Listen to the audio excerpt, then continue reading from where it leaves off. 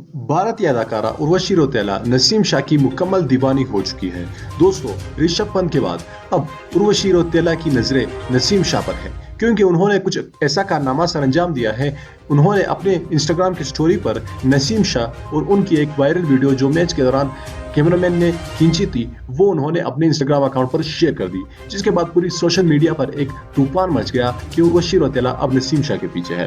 दोस्तों, इस बात में शक भी नहीं है, क्योंकि उर्वशी रौतेला ने ऐसा पहले कभी नहीं किया कि किसी क्रिकेटर सिवाय ऋषभ पंत के वो अपने स्टोरी पर उनकी जो लव या फिर रोमांस कह ले, उसकी जो रोमांटिक वीडियो है वो नहीं लगाई थी, लेकिन अब वो नसीम शाह पर नजरें जमाए बैठी है।